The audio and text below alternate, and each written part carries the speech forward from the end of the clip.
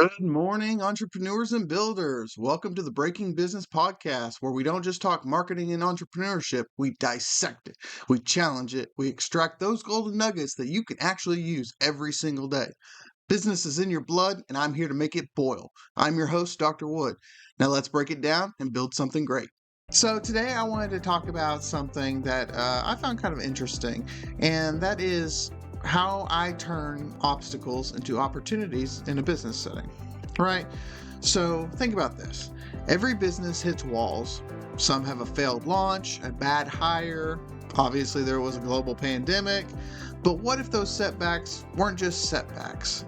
Today, I'm going to talk about how to flip these obstacles into potential opportunities, because sometimes your toughest moments hide the breakthrough that you will need. Now, to get started, let's talk about your mindset, because how you see this obstacle often determines whether or not you can rise or collapse. When you see an obstacle as a stop sign, your brain's probably going to shut down. But when you see it as a redirect, your creativity or your pivoting sets in. Let's take a common example, right? Your product isn't selling, you panic. Or do you pause and ask yourself, is it pricing? Is it messaging? Audience mismatch? Is there something the data is trying to tell me? Reframing using these questions becomes powerful in a way that you pivot. You're not going to fail. You're collecting intel. You see difference? So I'll share a real moment from my own journey, right? I launched a product I believed in. It was great. It was wonderful. I thought it was good. I built the funnel, ran the ads, and it was dead.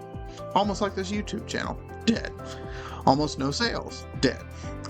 At first, obviously, I was devastated, but when I dug deeper into it, I found that my messaging was speaking to me, not my customer. I was too technical, too broad. So I ended up rewriting everything.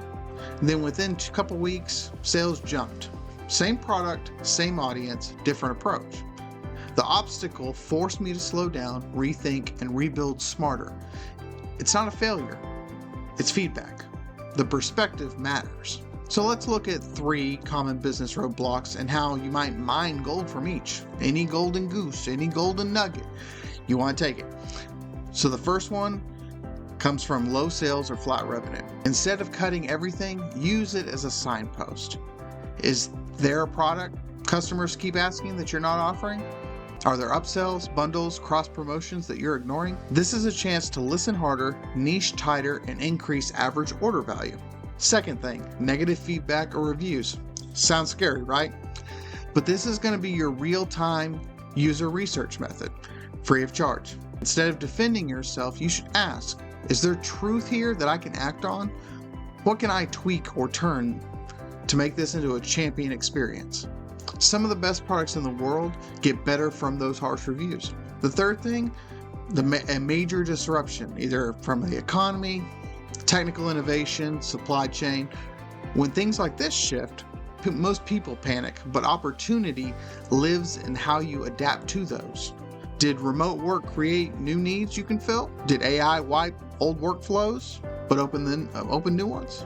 Be the one who responds fast and with quality, not one who freezes and dies. So, with that being said, here's a process that you can use whenever something like this goes wrong, right?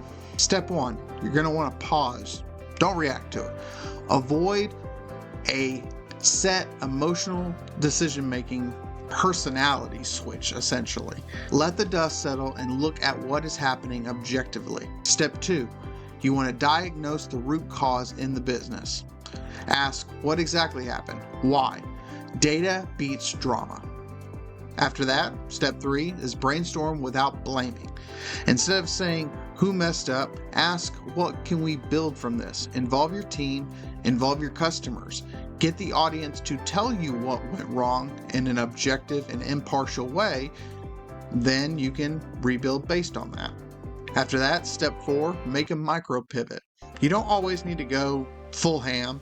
Sometimes just shifting something small, either the offer, the price, or maybe shifting an audience focus is enough. Lastly, step 5, test and iterate it quickly. Failing fast, learning faster. Your first recovery idea may not be the final one, but it gets you moving and it gets your mindset and habit changing fast. Now let me give you a rapid-fire dose of proof on which this has worked in the past for other companies. Slack is the number one example. It started as a failed gaming company, but now its chat features have become the business. Airbnb was another one. It launched during the 2008 recession because people needed extra money, and now it's a thriving multi-billion-dollar industry. Netflix has shifted from DVDs to streaming. You remember Redbox? Redbox had Netflix. You remember Netflix mailing it straight to you? Most people said it was going to be a flop. Look at where it is now. Obstacles weren't their end. They were just inflection points to pivot. Now, if you take anything away from this, let it be the following. Obstacles don't mean you're on the wrong path. They often mean you're on the edge of something better if you're willing to adapt, learn, and move. Now, if this video helped you reframe what you see in your business, what you see in obstacles, and how you want to move forward, drop a comment with the biggest business obstacle that you've faced. If you have a differing opinion, let me know. We all like to learn, and I would love to learn how you overcame your obstacles. If you found it helpful, subscribe, share it with your friends, and I'll see you in the next one. Bye.